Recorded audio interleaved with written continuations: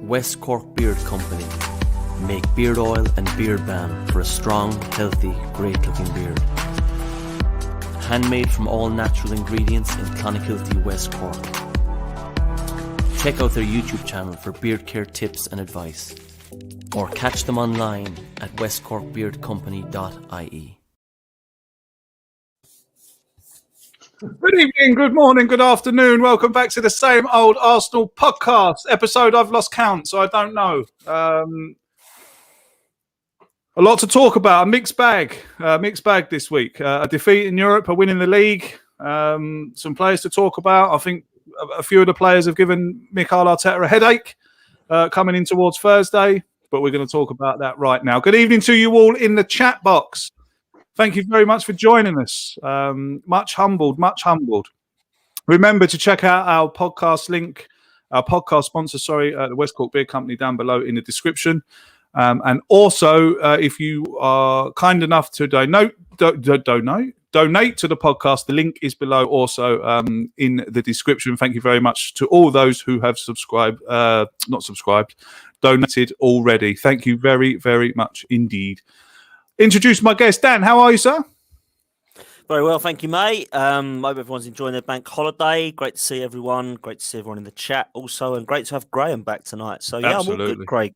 Absolutely. I just want to say, mate, before we go, what a great show you done on Friday with Kevin Campbell and Warren Barton. It was bloody brilliant. So well done, mate. Well done indeed.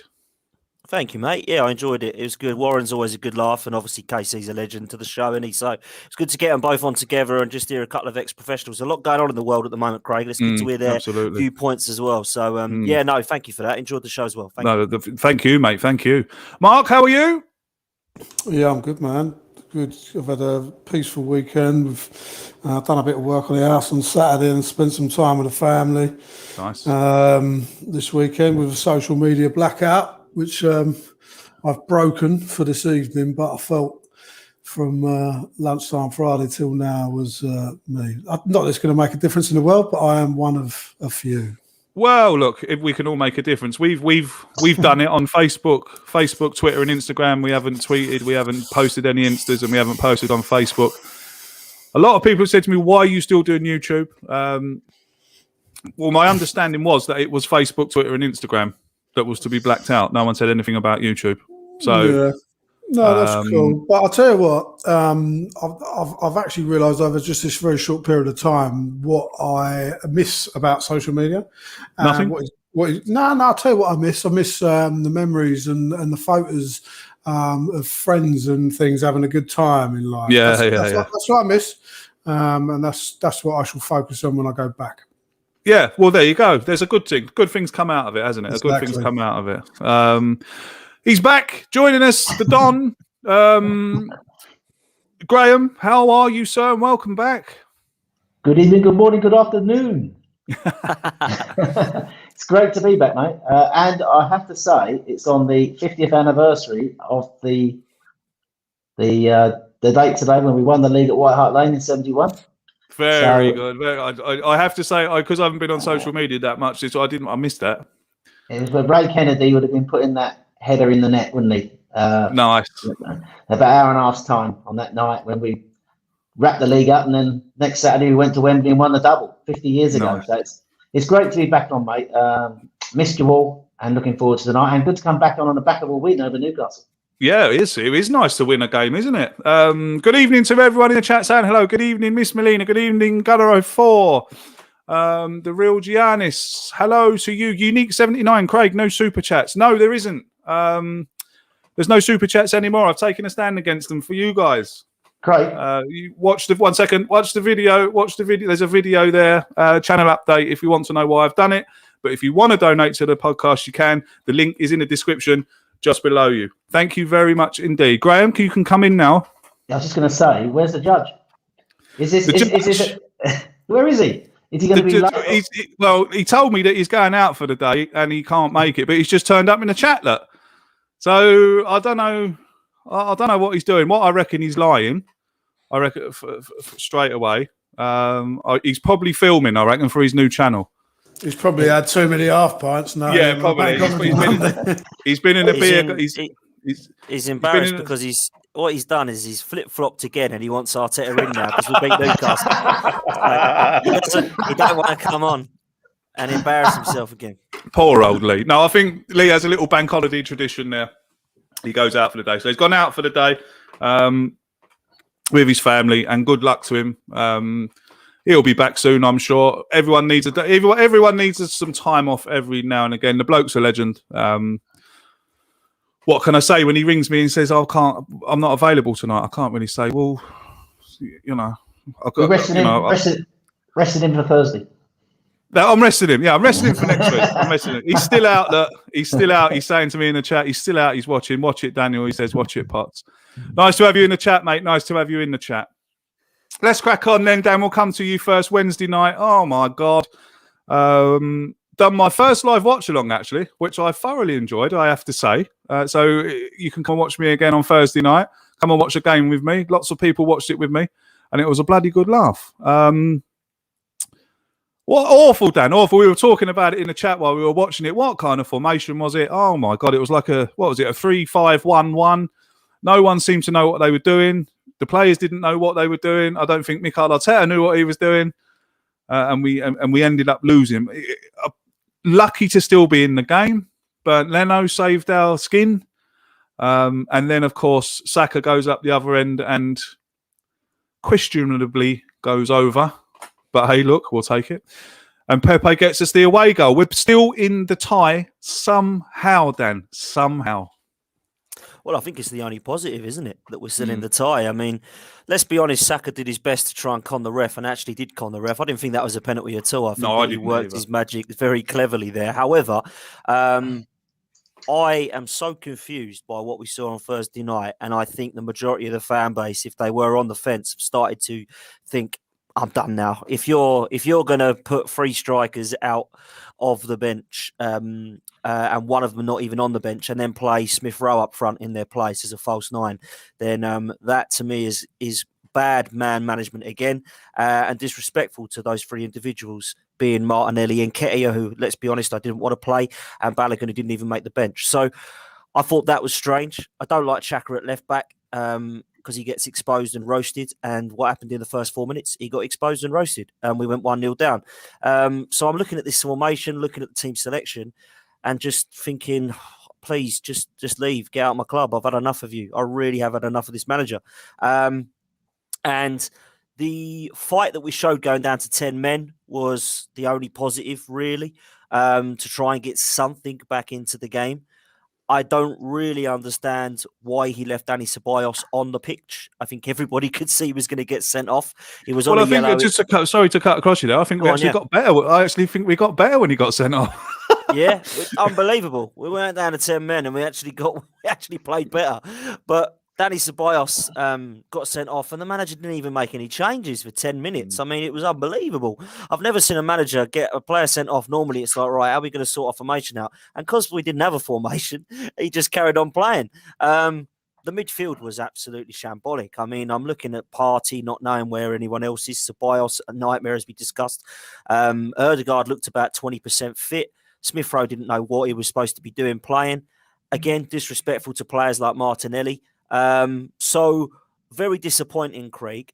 And I think the worst part for me was we had a manager in Unai Emery that conceded 35 goals every game. Shots every game even. And we didn't even have 3 shots, did we? Against an Unai Emery side that, let's be honest, has got Etienne Capoue, 1 Foyth, and Raul Albiol in it. And the only player that really, I think, could have caused us problems was Chukwueze, who is down the right-hand side against Xhaka, and of course he did. But other than him, I don't really think they've got any massive threat. Unai Emery actually did a bit of an Unai Emery and took He off his did, yeah. striker and put on Done an Francis Arsenal. Coquelin. Yeah. And then luckily we got back into the game. Absolutely. So that is the only positive, Craig. We got the away goal, mate, and we're still in the tie on Thursday. I know, we're still in the time. Mark, did you watch the game? What did you make of it, mate? What did you? I mean, we done a live podcast just before that game, and we were talking about the team. And when the team, when you saw the names on paper, we were like, oh wow, this looks half decent. You know, he's going out there to go for it. But then when we turned the telly on and the podcast was over, and you see the formation. Well. I still don't think he's figured it out, has he? Obviously not. He's still trying to say it every week.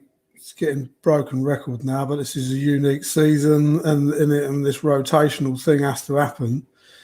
But I just can't for the life of me understand why he's played David Luiz this weekend, who's then come off with a muscular injury. These things don't happen overnight. You can get unlucky. Why he's risked the player, in my opinion, and this is sad to say, and I said it to you the other night, who's our best centre half. Why he's risked him and lost him, I will never know. You know, he's a big game player, David Luiz. Now, whether you like it or not, you could argue that he's good at losing big games, or he's good at winning big games. Either way, if you're going to win this cup competition, you've got to have your best players on song on the night, and I think he's risked David Luiz and lost him there. And that's probably the last we'll see of David Luiz in an Arsenal shirt. That's what I feel, for financial reasons, not footballing reasons. I don't know. I just don't. There's this big hoo-ha, isn't there, about Martinelli, and everyone keeps raving and ranting about Martinelli. But listen, no one across our midfield is good enough. That's a fact, right? You take Xhaka and Partey out of that, because I'm talking about going forward. You look at Manchester City, the best team in England by far, the UK most definitely, Europe possibly, the world. You know, it's a good question. They have got 4 or 5 players who have got more assists, and that's what you're expecting from a midfielder. And very rarely will you find a Frank Lampard in this world who scores goals. You know, you're looking for assists from wingers and widemen and creative players. And we've got one player who's got 5 assists in the Premier League this year, and he's the player that everybody is saying has been absolutely turd in Willian. Nobody else has got anywhere near that, by the way. Smith Rowe, Ceballos has done nothing. Odegaard, nothing. They're not. I mean, for all the energetic, trying, they're triers. They're a bunch of triers, aren't they? But there's no end product. There is no end product. But now, whether that's down to your front line not converting, not being on song, being unfit, call it what you will, but we are just not good enough. The players, Manchester City got 5 players in their team who've scored over 5 assists this season. Yes, De Bruyne, Sterling, the list goes on. But it's recruitment, it's players. And I genuinely stand by. I don't know. Yes, he's making mistakes. But Unai Emery made mistakes. Arsene Wenger made mistakes. Sir Alex Ferguson made mistakes. But if you've got good players will win football matches. Roy Keane will stand on the side of a pitch and he'll say, I don't take blind bit of notice what that manager said to me before the game. I didn't have to. I knew what was required of me. I knew what was in the team to do. And I went out on the pitch and I did it. And if I didn't do it, I would turn around to the manager and say, take me off, I'm having a shocker. Or he would go through someone and even the sides up. Do you know what I mean? This team are naive, and they're in need of some serious leadership, and that's got to come from the side of the pitch in the manager and the coaching staff, and that's got to come from a lieutenant who is the manager's right-hand man on the pitch. We don't have that. We don't have any of that. We've got a rookie manager who's learning on the job, who I believe is a fantastic coach, a world-class coach. I'm after Steve Round here because I'm he was brought in after coaching with Moyles and all the rest of this, that, and I've been in the Premier League for donkey's years. He's the one that should be guiding Arteta. Now, if he is guiding him to do the things he's doing, and this is the end result, then he needs to go. And if he is guiding him to do other things to what Arteta's doing, and Arteta's not listening to him, then obviously he might as well go because he's not being listened to. And also this captain issue. I like Rob Holding, good squad player. Not good enough to get you in the top 4. We all agree, I think. But we like him in the squad because he's not costing you a fortune. You've got to balance the books. He's English and he ticks those boxes and he can fill in, etc. He's not the bloody captain of Arsenal Football Club. Let's have it right. Let's have it right. No, I agree with you on the captaincy thing, mate. It's been one of my peeves for God knows how long now. I mean, like, I'll go back to it. I've said it before on this post. I'll go back to it when we gave it to Theo Walcott because it was his birthday. Do you know what I mean? You look back at the captains we've had. If they were watching that game and they hear the commentator say, Arsene Wenger has given Theo Walcott the captaincy today because it's his birthday. Can you imagine what Patrick Vieira must have thought of that? Tony Adams, Roberto Silva, Thierry Henry. Tony Adams would have had him up against the wall. He'd have said, "Give me that armband back, you little fool." I'll tell you what you get when it's your birthday. You get to buy the drinks all night. Now shut up, sit down, get to the back of the queue, and follow me out this tunnel. Exactly. But that's a mentality thing, isn't it? It's just ridiculous, absolutely ridiculous. Graham, Wednesday night, mate. Tell us why it was such a shambles. What? I think we got Thursday night. So I keep saying Greg's wishful thinking. I wish it was a Wednesday and he's in the Champions League. Yeah. Next season. How did he get it so wrong, Graham? How did he get it so wrong with the players that he had at his disposal? I think the best quote of the night I saw on Twitter was from a guy called Andrew Allen, and he said, "You can tell that there's 2 Arsenal managers in charge of these 2 teams." Wow, that was the tweet of the night. I was just trying to find it there on my phone, but that was the tweet of the night. I think he got the formation wrong, he got the tactics wrong, he got the in-game management wrong, and I think he basically froze on the night. He absolutely froze. Our inexperienced manager with the biggest game of the season just froze. He had to change it at half-time. He didn't. To go with a false 9, it's just amazing. And I was trying to work out before the game. It was obvious from his selection that he was going to play either. Everyone was saying he's going to play Pepe down the middle, but it was going to be Odegaard or Smith Rowe as a false 9. I just think he got it totally wrong. And if Martinelli can't get picked in a game like this with everybody out, you just question whether he's ever going to get picked for Arsenal. And although he came out today and said he loved Martinelli, didn't he? He didn't love him enough last week to play him in that game, did he? So I just think that the funny thing was we are so lucky still to be in this game. They were 2 up. They had chances to go 3 up. They should have been out of sight. And then luckily for us, Emery, and I think he'd bring this caution to the second leg. He is a cautious manager. He made that ridiculous half-time substitution where he took off a striker and brought on Coquelin that gave us a chance to get back in it. And even then, he didn't react quick enough when Ceballos was in trouble. He should have taken Ceballos off, not just because he was on a yellow, but he was just bloody poor in the game. He was just shocking. He loves this system with Xhaka left side, doesn't he, in the build-up, and he pushes on into midfield.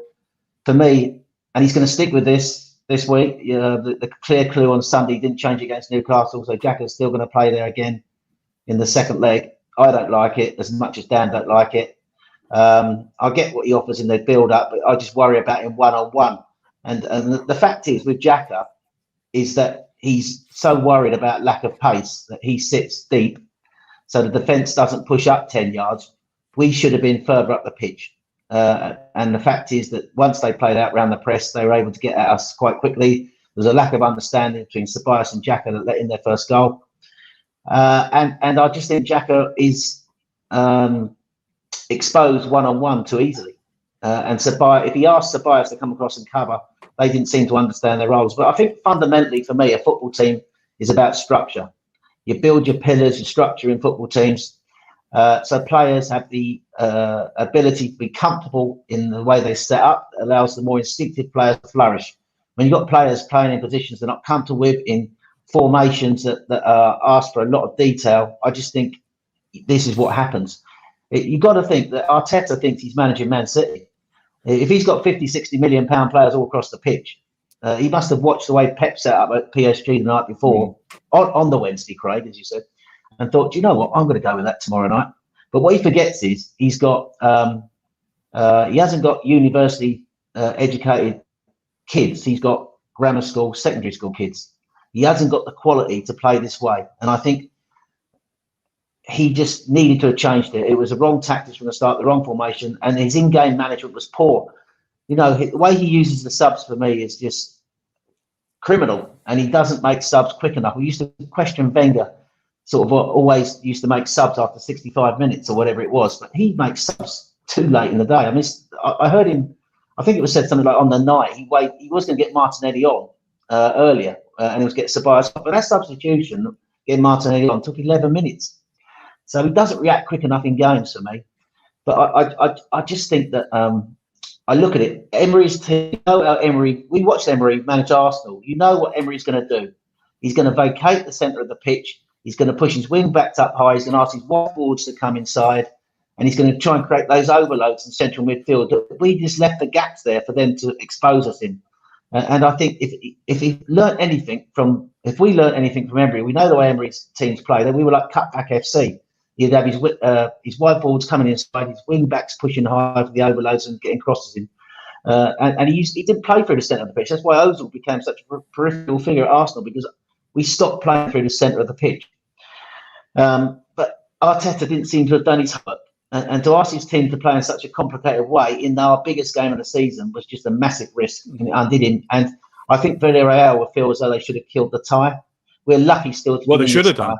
Yeah, oh, absolutely. I mean, I can't believe he's experimented with a formation in the semi-final of a European competition, and that's basically, you know, it's what he's done. I just think he overcomplicates things too much, Craig. The one thing about Wenger was always criticised for not looking at the opposition, but the one thing Wenger recognised was the strength of his players. The way he allowed people to express themselves and be instinctive. He had a structure in place that those players would go and perform up the pitch. And this is what we lack under Arteta. Everything seems too rigid, too structured. Players being asked to do things. I don't think that they understand the detail. And he's putting players in positions they're not comfortable with. Square pegs in round holes. Smith Rowe, as a false nine. Xhaka as a left back. I just think you need to get the fundamentals of a football team right in structure. And then that allows you more instinctive, creative players to go and perform.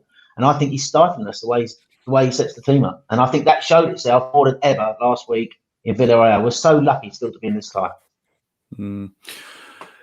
Dan, kind of talking about Newcastle and Villarreal coming up this week, you know, a bit of a nothing game yesterday. He changed the formation again, went back to his more conventional 4-2-3-1, I suppose it was. We got the win. It wasn't a 4-2-3-1, Craig. Oh, no, go on. No, it was more. Sorry, Dan, for coming in. I thought it was more a 4-3-3, but it was almost like in build-up. It was like a 3-2-5. So what he did was he asked Bellerin to play more inverted, and he had his three players at the back. So Xhaka was sort of playing left back, but even he was pushing into midfield when we got the ball further up the pitch. You had your Xhaka, and you had your two centre backs. Then Bellerin was playing more inverted in the middle with El Nene, and Ceballos, Odegaard were playing more as number 8s. So because Newcastle set up with a 5 at the back, we were trying to play 5 up. So we were playing 5 up, and it was like a 3-2-5. Sometimes when Xhaka pushed on, more a 2-2-6 even, you know, to sort of like get the extra players up, to sort of get the players to try and what they were doing quite cleverly. I noticed what Bellerin was doing. William trying to pull the wing back Richie out of position, allowing Bellerin to get in behind. And Bellerin is one thing Bellerin offers, which Dan, I know Dan don't like Bellerin, but Bellerin is a very good first phase runner. So So, and when you've got someone like Luiz with quarterback passing ability, you can knock a ball 60 yards over the top. That's what was happening. William was coming short, pulling the wing back out, allowing Bellerin to move in behind to get on the end of those long passes. And so I think that's the way he did it. So it was more like a 4-3-3 to start with two numbers. It became like I would say a 3-2-5 with Xhaka then pushing up to make into midfield as the play progressed. But I think the one thing we did better in against Newcastle, albeit Newcastle were perfect opposition for us because they had nothing to play for. They were virtually safe. We pushed higher up the pitch, and they couldn't get out. So they were playing 5 at the back. Bruce changed it too late, and we basically started fast on the front foot, pushed them back, scored the early goal, and it came from the Luiz pass, which again Bellerin got in on the crossing, which obviously almost swung out and missed. Came back to Elneny, whose shot was in the corner that the keeper should have saved it with his right hand. So once we established the superiority in the game, we basically then had control of the game. Newcastle's heads dropped for the rest of the half. Bruce didn't make any real changes tactically, and basically were able to run the game. They came out better in the second half, and we did sort of like ease back slightly, but then we scored that really good second goal and killed the game. But I think that was a tactic. It obviously moved away from the false 9, Craig, but it was more, as I say, a 4-3-3 with 2 number 8s. But in build-up, it was almost like a 3-2-5. That's what I thought. I don't know what the others thought. Dan, there was a couple of players against Newcastle I think has given Mikel Arteta a headache. One of them would be the goalkeeper, who I thought was outstanding yesterday. Didn't have much to do, but when he done it, by God, did he do it well. Brilliantly commanding. Some of the catches he took yesterday were out of this world. Superb catches. Some of them over the back of his head, like while he was in the air. Such a hard ball to catch that. But I thought he was brilliant, commanding. I was reading a piece on the internet today that he was talking to the defenders in Spanish. He was talking to the defenders in their own languages. That is what you want from a goalkeeper. That really is what you want from a goalkeeper. I mean, don't get me wrong, Bernd Leno is still a great goalkeeper. But I'm looking as a fan. If you're going into a European, semi-final, you've got to play those players that are in form. And I mean, he's got to start Martinelli on Thursday. He has to start Martinelli on Thursday with Aubameyang up front, Pepe on the right, or Saka on or wherever. If I was a manager, Dan, I'd even be putting Saka in at left back for the balance. Because like Graham says, like Mark says, like you said, Xhaka's getting roasted. Bring Xhaka back up into the midfield with Partey. I know some of us are not his biggest fan, but that's where he's best and that's where he needs to play. So looking on to Thursday, Dan, I mean, not really much point talking about the Newcastle game except for, perhaps the performance of Martinelli. Herber got a goal, which is great to see. I thought Matt Ryan was brilliant. The injury to David Luiz is very unfortunate. Ceballos didn't do too bad, I suppose, after the nightmare he had in Spain. So Thursday night, obviously very, very important. Judgment Day, it's judgment evening if he loses. If he loses, I think a lot of the fan base are going to want him gone. Although I don't think he will, I still believe he'll be here next summer and he'll be our manager at the start of the season. That's not my personal preferences, but that's what I can see happening. So Dan, how important that he gets it right on Thursday? Really, really important. Sorry, really about important. It's all right. It's like that Sky News thing, isn't it? No. So embarrassing. That's the second time she's done that. It's just the facial expression of Graham. It just got me. It's Graham's eyes. I can tell you exactly where she was in the room by Graham's eyes. Yeah. Oh, sorry for people listening on the audio. Listen, you never know what is going to happen with this manager. You can never predict the team lineup. You can never predict the formation. I think Graham's spot on. I thought it was a 4-3-3 yesterday. In and out of possession, it changes. I think 3-2-5 is about spot on. I thought Bellerin had a really good game. I thought David Luiz had a really good game until he got injured. I was really impressed with Elneny. I think what happens with El Neni and Ødegaard and players, some of the players in our midfield actually, is when teams stand off you and let you play, they do run the show. And Arsenal have got enough quality to kill teams off. And that's kind of what we did in the end yesterday. Got an early goal, which changes everything. And I loved the second goal. I thought the play was exceptional. Ødegaard's creativity and vision. Martinelli's cross, which is... Weight of pass then. That was his weight of pass. It reminded me, you know, when he played a pass like that against West Ham. You know, when we scored that goal. Forget, was it Pepe put the cross? No, yeah, it's the Pepe. Pepe crossed it for Lacazette, but he knows how to play up a weight of pass into those areas. And with Martinelli with his wrong foot as well. I do think Martinelli and Aubameyang, that could be a developing partnership, because I think Martinelli I did know they sometimes come in like a two. So the Alba's sort of still not back to fully fit, but Martinelli with his press and the fact that he's able to run inside sometimes, he was still supporting Alba in a two. That is a good partnership we could develop there. But I don't think that's a great question. I don't think Martinelli's going to play on Thursday night. He created 5 chances, I think, in that game, and the assist.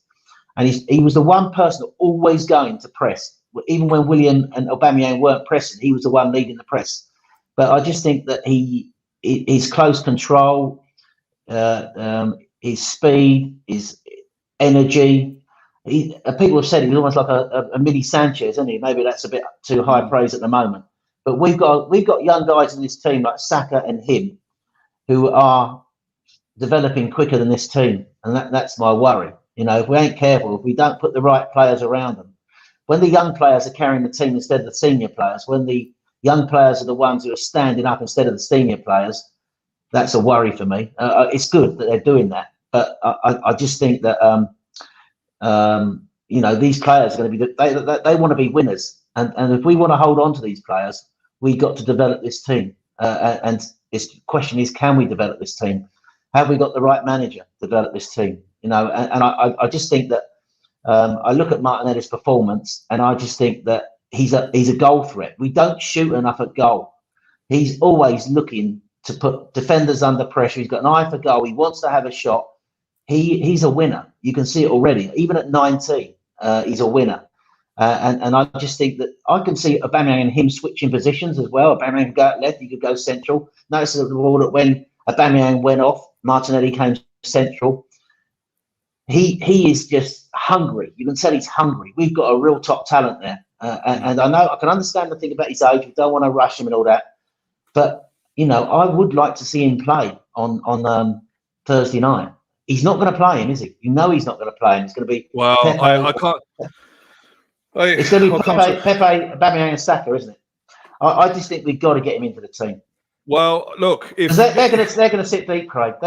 Emery's teams are very conservative. He's going to sit with everybody behind the ball, and he's just going to look for that wide guy, try and isolate him one-on-one and Xhaka. You just know what's going to happen. So, I would be more inclined to play Saka at left back on Thursday night. I really would. Mark, what do you... I'm just sorry to disturb you there, mate. You're doing a crossword here or something? Just writing down. I've got a little building job I've got to do tomorrow. I'm just writing down some materials on the... Sorry,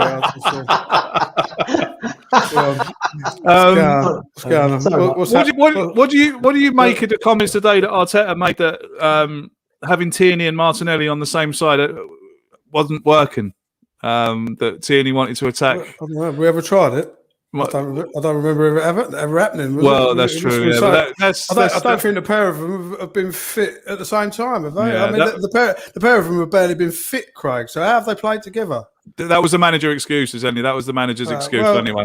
Okay, but listen, he can give us a reason, and that's fair enough. The manager gets damned if he does and damned if he don't. If he don't give us a reason for what he's doing, we're all questioning him and telling him he's a fool, don't know what he's doing. He gives us a reason. We all tell him we don't believe him, this is an excuse. You know what I mean? You can't win. You can't. You know, some games. Talking about can't win. You know, Newcastle game. You know, they've set up at home, embarrassing, not to get beat.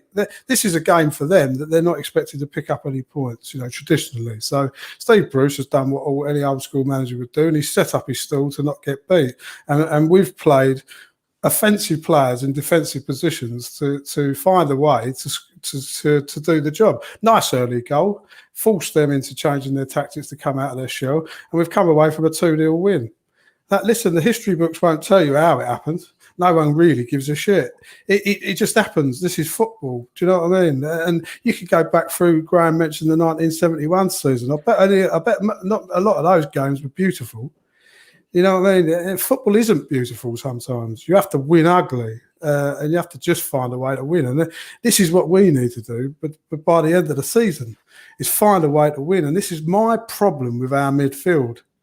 I don't believe that they are tactically astute, experienced men that know how to win. And Thomas Partey, Granit Xhaka, Mohamed El-Nini's coming, he's getting there of an age, of a physicality, of a stature of a man, getting some self-belief. And that'll do him the world of good, by the way, getting his first ever Premier League goal in 65 games. I mean, that's embarrassing. But, you look at Ceballos, he's not going to make it in the Premier League. He's not. He's not strong enough. He's too weak. He's not a defensive midfielder, and he's not a creative midfielder. I don't get what he is. He can't boss games. He can't physically impose himself on games. He's no good. He can go back to Real Madrid. And Odegaard, we're talking about him giving assists. What is he, the new Mesut Ozil? I don't care if he's got a lovely way to pass. Mesut Ozil has. I want end results from midfielders going forward, or from a defensive midfielder. I want him breaking up play and giving the ball to people who can create things. Saka in defence, I know why we're saying it. He was learning his trade and he was willing to do a job there for us. And I'm not ruling it out. I'm just saying we need him in the final third. We do, and that is a sad state of affairs for our football the reason I say about Saka, Dan, I'll come to you on this one. See if you agree with me. I think Saka's been quite poor of late in the final third.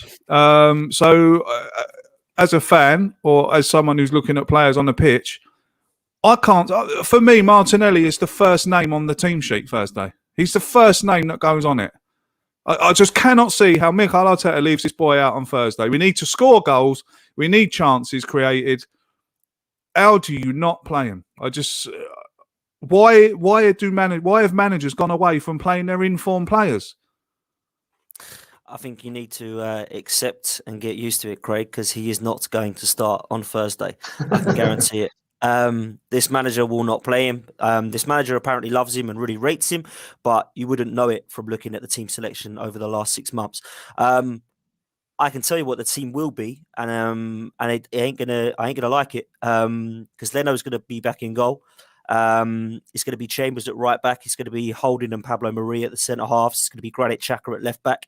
It's going to be Mohamed El-Nini and Thomas Partey in the middle, with Odegaard in the number 10. And I think he's probably going to go with Saka on the right, Pepe on the left, and Aubameyang up top. And he might drop Smith Rowe, but he ain't going to play Martinelli. He's going to either drop Pepe and Martinelli or Smith Rowe and Martinelli, which obviously I don't agree with. I think that team will be quite weak. I don't mind El-Nini and Partey as much as Ceballos. I just think Danny Ceballos, I'm with Mark. I just think his time's done. El-Nini will do a job. He's not nothing special. I don't want him in the team moving forward, but he will do a job. Danny Ceballos, I don't know what he is. And in the Europa League, how many times has he cost us now? 4 games? So he doesn't deserve to start. My problem with this game is Granit Xhaka. And as much as he improved in the game last week, I think he will get exposed again because that is their main danger. They've got a great striker and they've got a great winger, and they'll cause some problems to Granit Xhaka. I think the problem I have with Mikel Arteta is the naivety at times, and I understand it's going to be because he's doing his best, but it's not good enough. And I'm not sure I appreciate the chopping and changing, and I'm not sure that the players appreciate the chopping and changing. The mismanagement of some of the players, the lack of confidence that he gives some of the players that he must do when you have somebody like Eddie Nketiah, who I don't think is good enough, who gets a game against Everton and then the next game, he's not even getting a chance. They're playing Smith Rowe in ahead of him. I would be saying, what's going on here? I think my time at Arsenal is done. It's time for me to get out of here. And Martinelli might be looking at that in the same light. I don't know. But I do think that if you put in a performance like Martinelli did yesterday, surely he will be sitting there rugging his shoulders, ready to go, thinking I'm definitely in this team. And I think he's going to be disappointed just like us fans. Sometimes, Craig, I look at the team selection and it kind of deflates you before even a ball's kicked. And I've done that a lot with this coach. I can never understand what his team is going to be. And I don't know what Graham thinks, but I think that team that I've just said there will probably be what we're going to see on Thursday night. Yeah, 100% agree with you. That's the team that I think he's going to go with. But I think he'll play Pepe on the right and Saka on the left. Of the front three, that will be the team. Just coming back to the central midfield, the points Mark made about the central midfield. My issue with the central midfield is we don't score enough goals from central midfield. If you look at we're second. We're just a couple. We're second from bottom in the whole league from goals from midfield. I think three goals now, and then he scored. Yeah. 3. Yeah, there you go. Yeah, so 3 goals from central midfield. You think we used to have Ramsey scoring 8-9 goals from central midfield. Used to have Ozil popping up with a few goals and creating from there. We do not create and we do not score enough goals from central midfield. And Danny Ceballos, I'm just wondering why he played last week, because I woke up on that morning and I checked my Twitter feed, and the things I saw was Danny Ceballos saying, "Oh, I don't really want to play for Arsenal next season. I want to go back. I don't like the Premier League. I want to go back to La Liga." But when a player's saying that about 24 hours before an important Europa League game, semi-final, you think, well, surely he ain't going to be in the team, is he? You don't even want to be here. Yet there he is on the team sheet. Danny Ceballos does not understand structure off the ball. That's the problem. I know he's been asked to play this sort of number 8 role down the left-hand side in these pretty little triangles. But the problem I've always had is that out of possession, that's where we struggle. He's not offering the protection to Xhaka, and he's not back in the position to support Partey in the middle of the pitch. And that's where we're vulnerable. So our midfield is poor out of possession for the way he sets us up and doesn't score enough goals. And we've got a player playing there who last week said he didn't want to play for us. He did like the Premier League. He wanted to be back in La Liga. If a player says that to me and I'm boss, you're out the side, son. I'll bring someone in who wants to play. And I know he's got his options limited. I know Harry will come on and say, if he was here, bless him, Harry. I miss him actually because I just missed agreeing with everybody. But he would sort of like defend him and all that. But I just think Ceballos is a sort of player. He wants too many touches in build up. He can't play through a press. We've discussed this before. Structurally poor off the ball. Just don't think he's suited to. Problem is, Graham. Let me just jump in there. Let's think about what Harry. Why are you jumping in on me? No, well, let me come in. Let me come in, Graham. Let me come in. Who else is he going to play? That's it. If he's got Xhaka out at left back because he believes, because he's so Kolasinac. He plays Xhaka. No, he plays Xhaka and Partey as a pivot.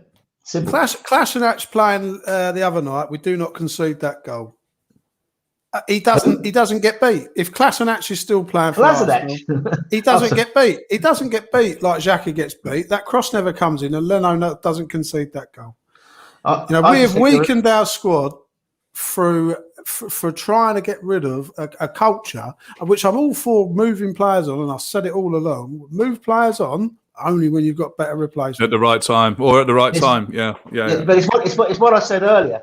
He wants this build-up play. He wants this structure, which is more important to him than putting the. He wants Xhaka in that position to build the play up from left back with his left foot. His passing numbers are quite good, by the way, Xhaka, but I would rather have a left back. I think you have to put your structure. Like Ray Wilkins, it's like Ray Wilkins, Graham, isn't he? Ray Wilkins, he's 100% pass rate. They called him the crab for a reason.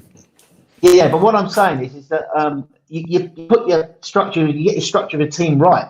So your left back should be somebody who's got plays the role, and if it isn't Tierney, it's got to be Cedric. It's almost like he's fallen the radar.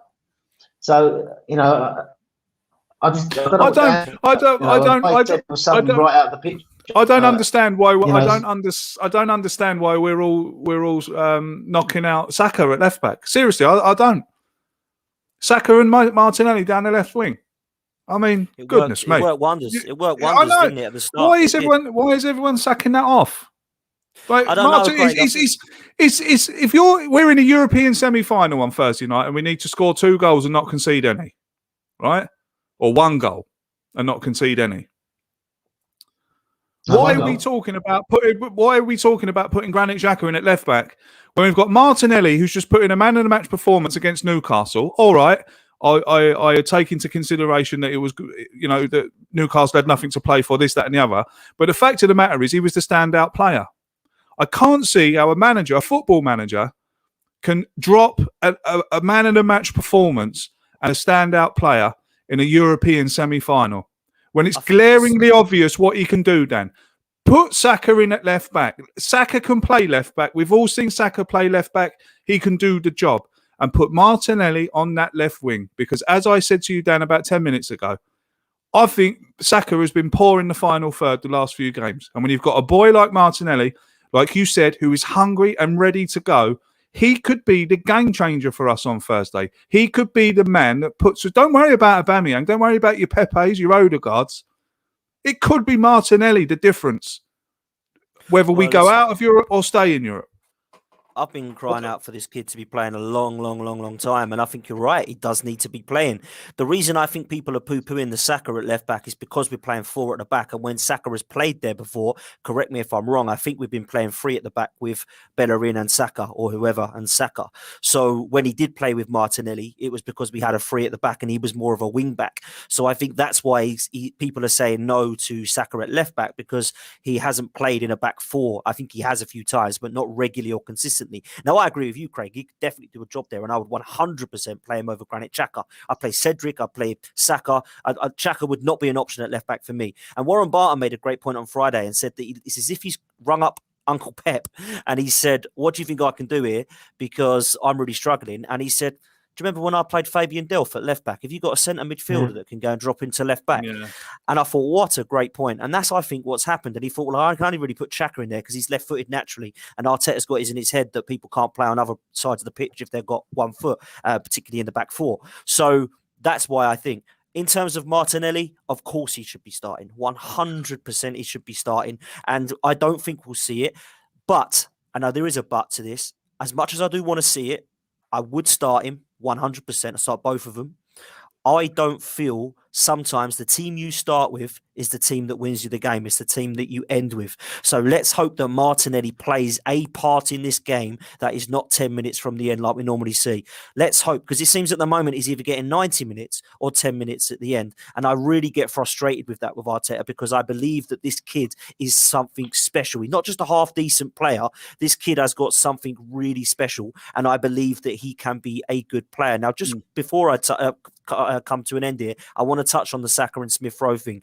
I might be unpopular opinion. I don't think Smith Rowe and Saka have been Arsenal's 2 best players this season. I think they've been very good, but I don't think we are sitting there saying these 2 have to be our best number 1 players, because actually in the last 5 or 6 games, I don't think we're seeing that much from the pair of them, if I'm honest with you. Yeah. I actually think they've been very good over the course of the season. But remember that Smith Rowe hadn't kicked a ball for Arsenal in the first team under Arteta since Boxing Day. So he's only really had, 4 months playing football, and some of that he's been out injured as well. Saka has had a long game, and maybe I've been a bit harsh. I think Saka probably has been our best player this season. But what I'm trying to say is I don't think that they've been as good as people are saying. That's nothing against them both, because they're only 19. They're not supposed to be our best players. Fabregas and Van Persie weren't our best players in 2006. They were 2 of our good players that everyone looked at and thought they'd be good for the future.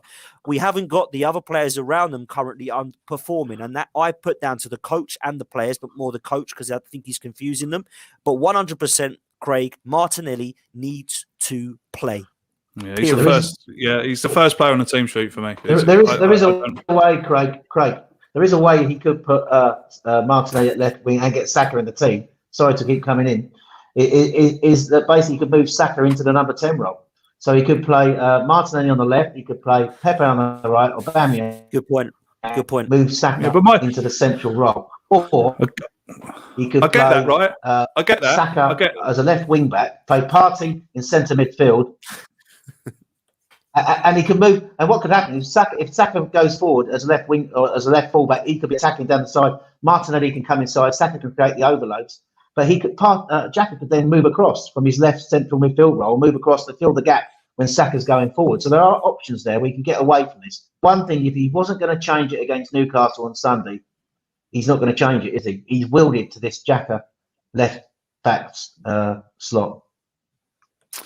I don't know. I don't know. I just think he'd be mad. I think he'd be mad to leave an on-form young fella who is absolutely chomping at the bit to play for Arsenal. Has made more chances than anyone on the pitch when he comes on. 5 chances and 1 assist he created against Newcastle. So who was the last player that done that for us? Created anything, to be honest. And we're talking about not playing him, or we're talking about the manager not playing him. It's madness, absolute madness. Craig, I've got a couple of questions just off the back of what the boys have been saying to put back to you, Craig. Who is better, Granit Xhaka or Fabian Delph? And the second question is, who is Arsenal's player of the year? Because I'm struggling. Oh, is Granit Xhaka better than Fabian Delph in central midfield or at left back? Neither. Either. Sorry. Neither. Oh, yeah, you've answered your own question. Neither. Neither. I would say. I thought Granit Xhaka. I'll be honest with you. I thought Granit Xhaka was doing all right until he got roasted. But would you rather have Fabian Delph? Yeah, not now. I'm talking about 5 years ago when we paid £32 million for Granit Xhaka. Of course, that's a no-brainer. That's a no-brainer. But what are we talking about then? Because what we're saying is one of the most important players in our team is comparable to a player that's on the football scrap heap. Well, yeah, that's true. That's true. That's just where we are as a football club. And the other thing is like player of the year. That Dan's saying that Saka and Emile Smith-Rowe are not our players of the year, and it started me thinking like, well, who is then? It is a tough one because I couldn't. No one is jumping out at me. No one is jumping out at me who wins player of the year. It is Saka, isn't it? Xhaka. It is Xhaka. Xhaka. That's right. That's what he said. Xhaka. You've heard it here first, folks. Yeah. He's been converted. Listen, we have to. Tierney would have been up there, but no. Get into some questions here. This one comes in from. This one comes in from Tapas Lego Pulis. Would the panel take winning the Europa League, which means Kroenke stays, or lose the Europa and Kroenke sells the club, and that allows us to move forward? Oh. God, what a question! Is that a serious question? This game is all about winning. I don't care who's in the I don't care who's in the dugout. I want to stick it to them up the road and say, "You've had another season without a trophy. I don't care if we win the Audi Cup now. We'll win something they ain't. That's all it's about." Well, I agree. I agree, but not to the extent of winning the Audi Cup. But yeah, for me as a football supporter, as a football fan, as a supporter of Arsenal, seeing Arsenal win trophies is what I want to see. But then again, Dan, this brings me nicely on to what I was going to talk about. Daniel Ek reportedly is getting a bid ready. We've had Thierry Henry come out on Sky Sports today to say that the club, the heart of Arsenal has gone. It's not the same club he remembers. And that, something needs to be put back into the club to bring it back to his glory days. That to me is a big indication, Dan. I mean, people are saying, why is Dennis Bergkamp in there? Why is Thierry Henry in there? Why is Patrick Vieira being mentioned? That today, what he said, I mean, sends a clear message that perhaps he is involved. Yeah, I must admit, I was really looking forward to this tonight because the first thing I thought was wishful thinking. We all want Kroenke out. Anything, please pray that some of this is true. And I really had a bad feeling that Thierry Henry was going to come out and just be really coy about it and just say, look, I haven't had any contact. It's something I would be interested in, but I can't tell you much more than that. But for him to actually sit there and say, Daniel was an Arsenal fan, he's really serious about it. He's got the funds. He has contacted myself, Dennis Bergkamp and Patrick Vieira, and we are interested in trying to win some form of normality back and reality of Arsenal fans and the Arsenal fan base working with us, with the Arsenal Supporters Trust and other fans to try and get the club back on track. Now, that to me is a really, really good exciting piece of news because I think that he could have just squashed all rumours and he could have been like, Kroenke staying. Now, Stan Kroenke has come out apparently, and Josh Kroenke has said to the Arsenal Fans Forum that we are not selling. Bullshit. Yeah, and the reason I absolutely. say that is because they're businessmen and they will for the right price. And they've said, haven't they, for the last couple of years that it's probably priced at around about 1.8 billion. Well, they bought it for just under $1 billion. So they're going to make money, whatever. They're not going to make the money that they wanted to. But I think now that they've got the hump about this European Super League, which I really don't think is going to happen, I think the format will change in the Champions League 100%. I just don't see it being a it's Super been League. the Premier League today, mate. I don't know if you saw it on Sky News, but they've brought in they've drawn up a charter that every club must sign to stop this from happening again. There we go. And have included a list of punishments for every club, for any club that goes against the rule. So it looks like when it will happen, I don't know, but it looks like we are going to get some form of punishment along with the other 5 for actually going in. And so we should. Yeah, exactly. Oh, yeah. Don't get me wrong, mate. Absolutely, we should. Let's hope it's not a points deduction because we're in danger of going down here. Yeah. The thing about it is, I think the Premier League are going to have to be quite careful with the punishment because I don't want to sound disrespectful to any other clubs, but people were talking about putting us into the Championship and letting another 6 teams come up from the Championship to compete in the Premier League. I don't think that will happen. Obviously, the Premier League are going to they'll lose too much money with the viewing figures, with the subscriptions, this kind of thing. So I don't think that's going to happen. I don't think a points deduction will happen. I think it's going to be a massive fine, isn't it? I think it will be. It will be a huge fine, which the Kroenkes have already said that they will cover. So yeah. And let's be honest. If Daniel Weck does come in, it won't be next week.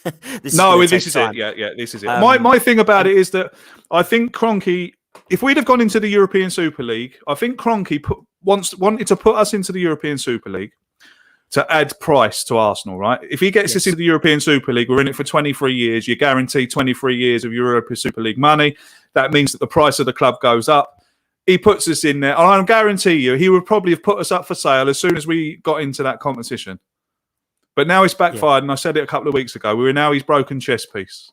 We're just not what the reason he wanted us. He ain't stupid. He bought us because he knew this league was happening. He knew this league was going to happen. Oh, this has been going on 5 years. Of course, this has been planned for years. Of course, he knew what he was doing, but now it's all falling apart. He's saying that we're not for sale. I agree with you, mate. Absolute rubbish. Everyone's got a price. Yeah, it's got to be a big offer. I reckon 2.5 to 3 billion will do it. The club's been we valued at 2.2 billion, I think, is it by Forbes? Yeah, a couple of weeks ago. Yeah, he's got 1.8, hasn't he? Apparently, he's got so he bought the club for $1 billion. That's some nice money. Do you know? That's some nice money made. He's got his stadium in LA out of us. He's got all his stuff in America out of us. Just sell it up, Stan. I know you watch this podcast. In the words of the great Claude, it's time to go. It's time to go. It is time to go, and I think that it will be. I think it is going to be when the price is right, he will go, and it will take some time. What I want people to be aware of, though, is I don't think this Daniel Weck is going to come in and start splashing cash and invest heavily because I don't think he is a billionaire that has the money like a Roman Abramovich or a Sheikh Mansour. So I think we have to be aware that we'll probably be a self-sustaining model again. But the good thing is he cares and supports Arsenal. He's bringing 3 Arsenal men with him. And if the recruitment can be better, then we don't have to spend billions and billions and billions of pounds. And I've said this a long, long time, that if we can actually get an understanding here that we do not need to spend £500 million to compete with Manchester City and Liverpool, or not Liverpool this year, we really do not. And I know we've spent a lot of money, and I know people think it's Kroenke. It's actually a self-sustaining model that we've spent. Kroenke's never put 400 million for us to spend in the net spend that people are talking about. We have spent a lot of money. And the problem is, look at what we've spent it on. Our recruitment has been so poor, and Stan Kroenke has stood there and allowed people to keep their jobs when they should not have. And he's not cared. And he's never been in the country, let alone in the ground. So I think what we need now is people that care. And that is the exciting thing for me, is we have Arsenal men. I don't know what that means for Mikel Arteta. I don't know what that means for the current board. I don't know if we need a shake-up completely. But I personally would feel new ownership, new board, new manager for me. I know a lot of people would agree. And a few good pieces of recruitment will get us back on the right track. And as for that question, I know the right answer, which is let's just win the Europa League. But I'm very reluctant to answer that quickly because I really feel that Kroenke being away from this club is the best thing for Arsenal than a European trophy. And that's horrible for me to say. Yeah, of course. There's always that in the back of your mind. Sometimes you have to look outside the box, don't you? You have to take a step out. And although, of course, we're all football fans, we want Arsenal to win trophies. We want to see our club successful. When you open the door and step outside the box, look what it looks like out here with him gone. Do you know? So I get what you're saying, but saying it's not for sale is just a sales tactic. Oh, absolutely. Get the bidding war going. Get the bidding war going. Graham, we're nearly running out of time, but I just want to come to you on what we saw at Old Trafford yesterday. I've seen a lot of things on Twitter about it, saying that they were wrong, saying that they were right, that kind of thing.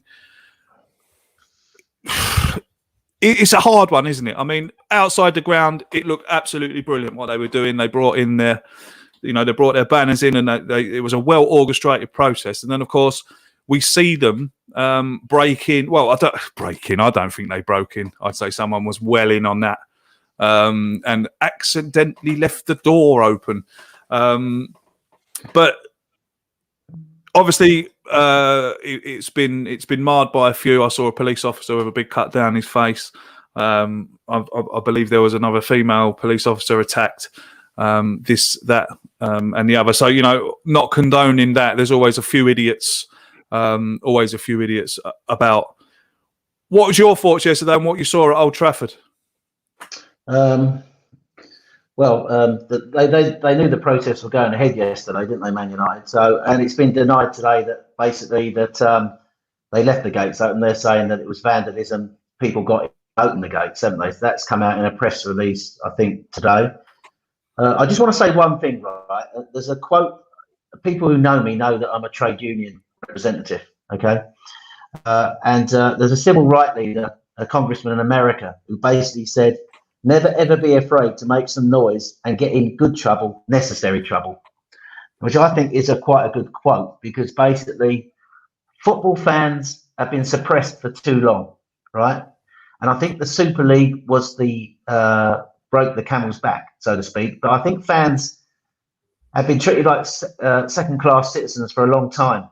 And I think the wave of football changed, before we get onto the Man United bit, and I think Sky have got a lot to do with this. I mean, it's all right for them. I know Gary Neville and Jamie Carragher said some good things yesterday, but Sky as a company were happy when that Super League was abandoned, because, and I don't think it has gone away, actually. I think it's still there. I still think the new Champions League format in 2024, when it is in 2 years' time, of more games, more clubs, is edging towards a Super League. I still think it's going to happen. I do think that. But I think that football fans have been suppressed for a long time. We talked earlier in the podcast about sort of like the 1971 double winning team. That's when I started going to football with my father. And football clubs then were about the local communities and about everybody in their area, okay? Fans, 90% of fans, their fan base was in and around their football clubs. What is it now? It's a global game. Yeah. Arsenal fans in Singapore, the football clubs are not interested anymore about their fans who buy their tickets, turn up at the stadiums.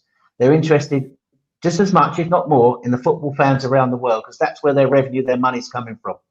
So basically, what happened in football was Sky came along when the Premier League started, took over football, and invested a lot of money into the Premier League, into football. And in return for that, they wanted to change the whole format, the way football was played.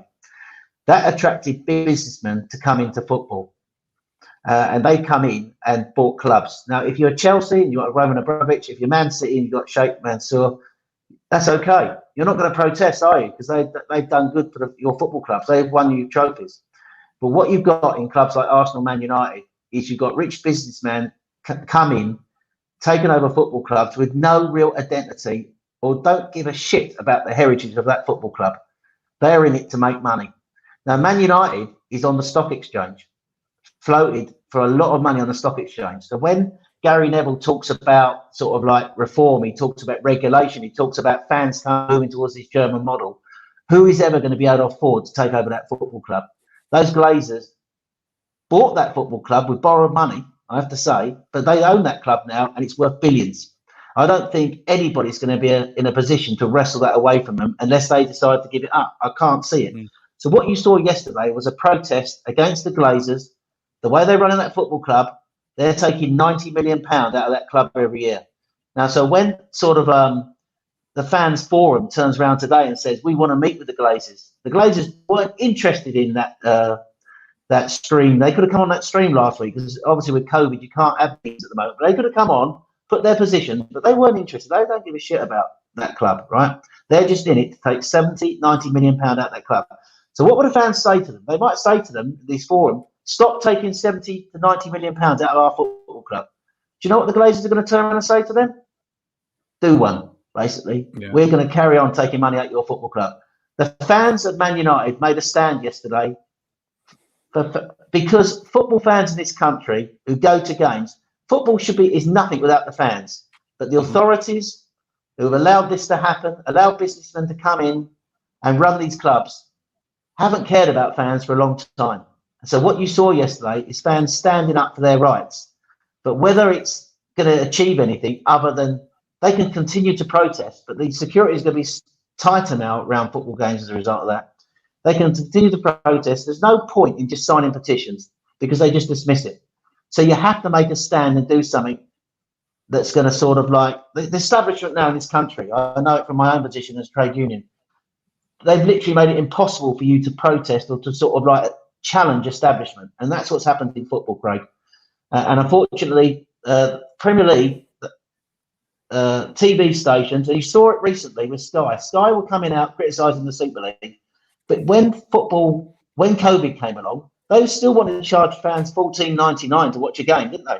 They didn't give a toss about football fans. So let's get real about this. Everyone's got their interests. Sky, just as bad as these business owners, they just want to make loads of money out of football fans. And another thing is, have you noticed, right, at the moment, I hate this. When I grew up watching football, games were on a Saturday afternoon at 3 o'clock. Now, slowly but surely, move away from that 3 o'clock format. And we're now in a position where football is 2 o'clock, 4 o'clock, 6 o'clock, 8 o'clock, 10 o'clock. Now, they put that down to COVID. To be interesting, won't it? When everyone's had their 2 jabs this year, when the pandemic slightly eases and we get back to normal living in the next year, are those TV companies, Sky, BT, Amazon, going to start recognising the fans who have to literally change their days off at work or to go and watch football? They might 8 o'clock on a Wednesday, 2 o'clock on a Tuesday. Are they going to think, do you know what? That's not fair on the fans now. We're going to put football back to the times it was before so fans can go and watch their football team at the right time. No, they're not. They're going to carry on. There's a danger that we're carrying on having football now structured in this way that is not right. And what we saw from the Man United fans yesterday, and I applaud them for it, I don't condone the violence because violence is not right. And to see that policeman with a stab across his face yesterday was horrific, right? It's terrible. So, but the reality is, football does not give a toss about the fans. The authorities who've allowed this to happen, they've allowed businessmen to come in. It started when Sky took over football. We've reached the stage now where fans are like second-class citizens, and they just want your money. They just want your money in shirt sales. They want your money in tickets. And they don't care about the fan now. Football's nothing without fans. And the fans made a great response yesterday. I hope that it continues. But I just don't see it as good as those Man United fans were. Those Glazers have got that football club on the stock market. And I just can't see how they can wrestle that away in the way Gary Neville was saying yesterday to regulate it. Our football is different to Germany. Germany is totally different to England. And, you know, it was great yesterday. Football fans sort of standing up for their rights. I hope that, you know, and I think it will now happen at other clubs. I think you'll see something now. It's going to other clubs, like even Arsenal. I bet we're going to see this. Mark my words, in the next couple of months, next few weeks, you might even see it. That sort of stuff replicated at other football clubs because I think you'll see fans get together and organise something similar. But Man United is different. Man United, Craig, is a different. Just finish up here. Man United is a different animal to Arsenal. We're not. Man United's on the stock exchange. They have to every time they have a transfer, they have to announce it to the stock market when they're buying a player. Arsenal's different. The Kroenkes haven't got us on the stock market, but the way that club, mind you, they would argue they put a lot of money in the club. They have made big player sales, haven't they? Unlike Arsenal, they have invested money into the club. But I think that the fact that they're taking a 90 million, and they're massively in debt, Man United, aren't they? Something like 500 million in debt. So that's what really the fans don't like. It was great that they stood up for their rights yesterday. Whether it achieves anything long term, I doubt, to be honest. But unfortunately, we've allowed football to become what this was. It's always been a business, been owned by rich businessmen who want their money out of it. And COVID's come along and accelerated the process. They haven't got fans in stadiums, Craig. They're sitting on losses of 150, and they're not going to sit on losses. That's why they wanted to move this Super League forward. And I don't think it hasn't gone away. That Champions League format could easily be the start of a Super League, because you've got 10 teams in there. It could easily become 20. Then all of a sudden you've got your Super League, and I still think you got your Super League because UEFA and FIFA have got this, or UEFA, Sky, BT, they've all got their Super League. Just one other thing, Craig. Just one other thing. Sorry to interrupt. Just coming with one other thing, and I think what you're seeing these clubs, right? Arsenal, Man United, Man City, Chelsea. Why do they want that Super League?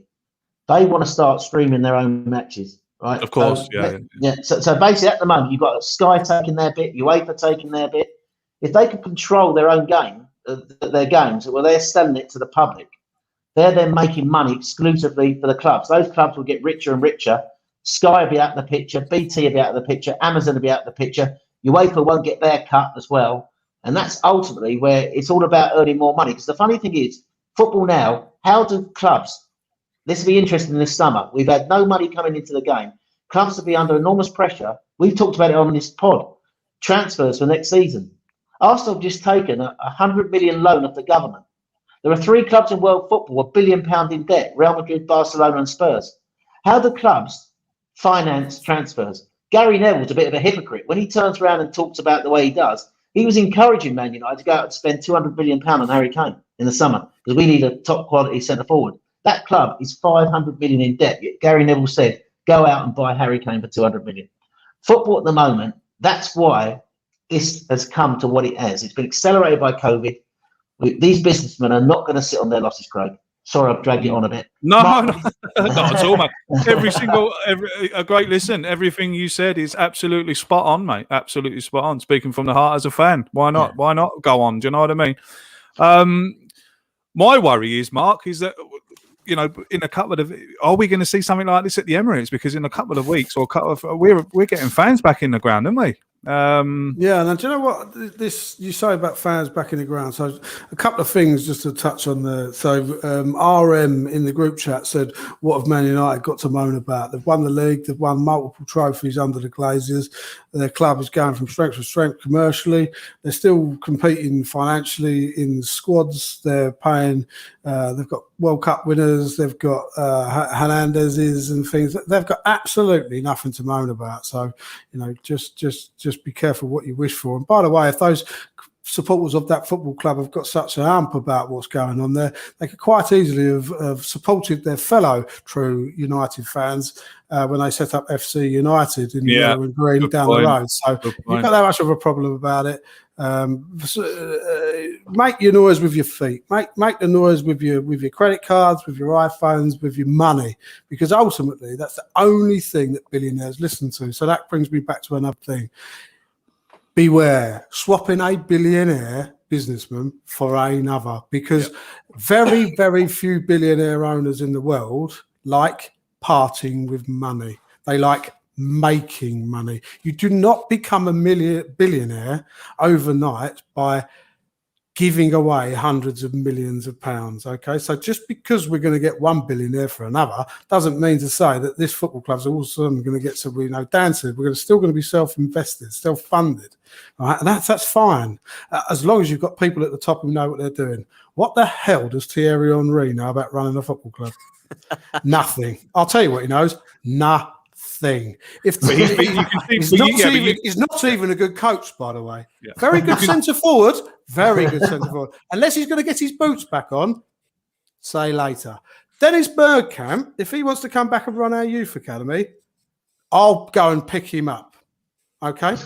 Patrick Vieira, if he wants to get involved in the first team, on a disciplinary leadership coaching level, very welcome. Thierry Henry, he looks good in a Sky Sports studio, and I think that's the best place for him. No business in our football club. This is big business, big high-end elite level sports run by management. We're talking business. I'm sorry. This may upset some Arsenal fans. He's got no place in our board. He is too young, too inexperienced. What we're going to have now? A rookie manager, rookie scouts, rookie director of football, and Thierry Henry leading the ship? No, thank you. No, I don't think. I don't think. Yeah. What I'm saying to finalise is, if players, if supporters want to protest when the grounds reopen, have your meals in the local businesses, Pinebury Corner, who have been trying for 4 seasons to get their products into the Emirates Stadium, and they've been promised on multiple occasions that their products will be put into the grounds, and they've been denied for 4 years running with no legal or no reasonable explanation. Buy your pies from Pinebury Corner. Buy your burgers from the independent burger stands outside. Buy your beers from the Tollington. Do not go to the large business-owned establishments that surround and control the Emirates stadiums. Put your money into the local community. And when you go to that ground, watch the football, support your team, and keep your money in your pocket until you leave. You have to second that. I have to second that. Yeah, absolutely. Well said, mate. Well said, mate. Dan, I'll come to you and we'll finish it off there on the Thierry Henry thing, where I agree with Mark about Bergkamp and Vieira. I do disagree with the Thierry Henry thing, and I think Thierry Henry will be a great front. I think Thierry Henry is being brought in to have that connection with the supporters, to be the kind of, not so much to be on the board as a back here, right? Then, but he's chosen Thierry Henry, hasn't he? Ian Wright's another great shout. Of course, there's loads of shouts, but Thierry Henry would be the connection between us fans and the club. Am I going along the right road there, Dan, or am I talking absolute? Well, firstly, I think Graham's made some great points about the actual whole Super League thing. Secondly, I think Mark's made some really good points, but I'm kind of in between you on this one, because I'm against players coming back and to the club, and there'd be a risk of them failing because it tarnishes their legacy, basically. So we've seen with Mikel Arteta, we've seen it with Frank Lampard. I don't like it. I think they need experience elsewhere and then come back when they think they're ready. So I would have that bit. The reason I don't mind them on the board is because their best interests are at heart from Arsenal Football Club. So they're not responsible for the players on the pitch. They're not responsible for the coaching staff. Listen, I'm sure they'll give their expertise. I'm sure they will. But I think on the board, I'm more for them. A little bit like I wasn't against Edu, because I believed that his best interest was at heart. Now, the jury's still out for me on Edu massively. However, I think off the pitch, I've started to see something positive with him and Arteta. Forget on the pitch. I think they're awful.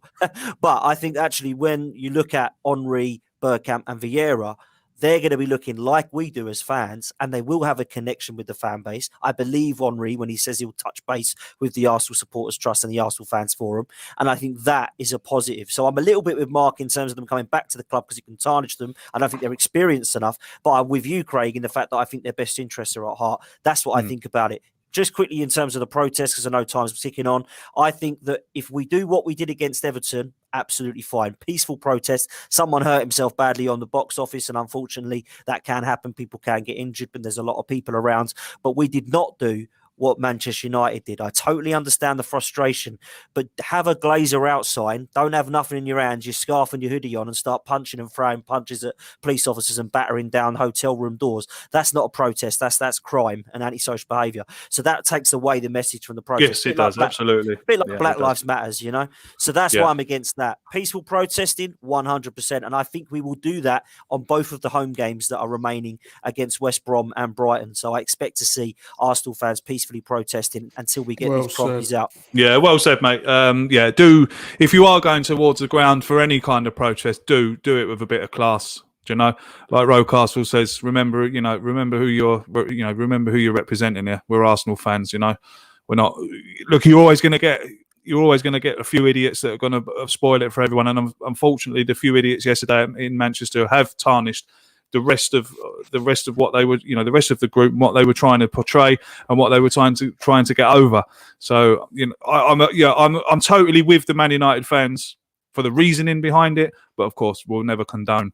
The scenes that I saw yesterday of that poor police officer with a cut down his face. That's going to be there for the rest of his life. Well, that goes down to public spending as well, doesn't it? We've got to look at the governments and stuff like that, because those police, you know what I mean? They've not, is it shock horror that morons drunk rioting at football matches are going to get violent towards the police? I mean, the police should have all the protection they need. They should have all the equipment they need. Clearly, those officers did not have the support on the back. It's all well and good horses turning up at the end of a protest. It's just like a blister turning up at the end of the day's work. No good to no one, is it? Yeah, no, it's not. But I look more into it that poor fellow had to go home last night to his kids with a big slash down his face. Do you know what I mean? Totally agree. I'm not saying I'm condoning that. I'm just saying that officer should have been protected. Yeah. Oh yeah, because I agree. I'm not saying moronic behaviour. People, morons latch on to peaceful protests, and they see it as an opportunity to be moronic. Yeah, just I'm not saying I wasn't suggesting that you were. I was just saying I'm looking at it on that way. That's just very sad. It's awful. I'm going to finish on this one. This is from. Is that T? What's that? T. Hey, you're on me. Very good. I like that. Big shout out to Claude, who will be passing the Emirates for one last time on Friday, the 7th of May. Between 11 and 11:30 p.m. Now, if you want to go down and pay your last respects to Claude, there's your time. Friday, the 7th of May, he'll be driven past for one last time to the ground that he obviously was at all the time, to the ground that he loved, to the team that he loved. He will be forever missed. So rest in peace, Claude, mate. And we will see you when we get to the other side. Thanks for everyone who watching us this evening. Another good therapy session has come to an end. We hope you all enjoyed it.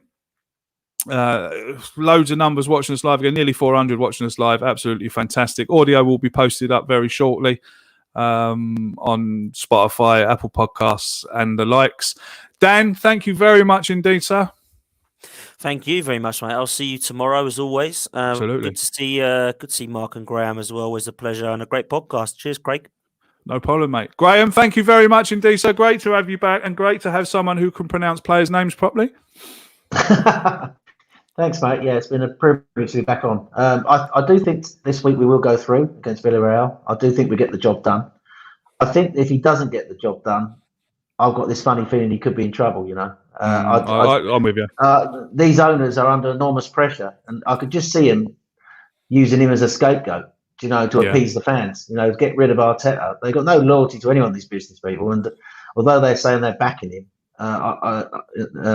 you could just see him, sort of the owners putting pressure on the board to get rid of him, to try and appease the fans if we go out. I think we got lucky in that first leg. Villarreal, I think, have missed a big opportunity. I think Emery will come and be very cautious in the second leg. That's why I think we need to go for it. Play quickly, get on the front foot, push them back, and get the, sort of like play the attacking players like Martinelli, Aubameyang, to get that goal. And I think we will go through. I think that we got let off the hook in Villarreal, and I think we'll go through. So, but yeah, great to be back on tonight as ever. And I just see myself as sitting in for the judge tonight. So. No, not at all. Mark, thank you very much, mate. Hope you get your materials and I've got my list. I know I'll get it in the morning, but it's just been an absolute pleasure to see Graham again, and also to take part in the podcast's most hairiest show. Obviously, not having the judges on, we broke hair records tonight. So, that's true, actually, yeah. And if Graham's swapped with Lee, then that means that I've swapped with Harry, which is a complete contrast in skin colour, isn't it? Gone from a Greek. What is he Greek? Sorry. He's not Greek. He is Cypriot. Cypriot Greek. Cypriot Greek. He's Cypriot Greek, isn't he? Not Cypriot. No, he's not Turkish Cypriot. So he's a Swiss Jacker Cypriot Greek. Okay. But what my point is, he's a tanned Adonis, and I am clearly not a very good substitute for that. So apologies in advance. He's also a very good chef. If you look at his bloody Twitter, Christ Almighty, I wouldn't mind going for a barbecue around his house. I'll tell you. No one said he cooks it though, does he? He just takes pictures of it and says this is nice. Mark, can you do us a favour? Mark, go on. Can you do us a favour?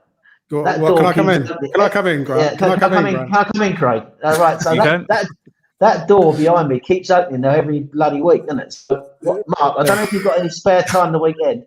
I just want that door taken out and a wall put in there. All right. So, I got a couple of. I could fit a doorbell on for you. I do mainly electrics, but I could put a red light on the outside of it for you. Studio in session. Stay out. Thanks very much to everyone again for watching. I hope you enjoyed the game on Thursday night. If you can watch it, I'm not going to give any score prediction. I'm not going to ask any of the boys for score predictions either. Arsenal. I'm too nervous about it. Could be the end of the season. Well, it's good. Lose that game. It is lose that game. It is the end of the season. So wouldn't it be ironic if Martinelli comes off the bench and gets the winner? Well, please. If he does do that, you know full well after the game, Arteta will go, see, that's what I've been saving him for. Yeah, very true. Very true. Until we see you again, take care of yourselves and each other, and of course, up the Arsenal.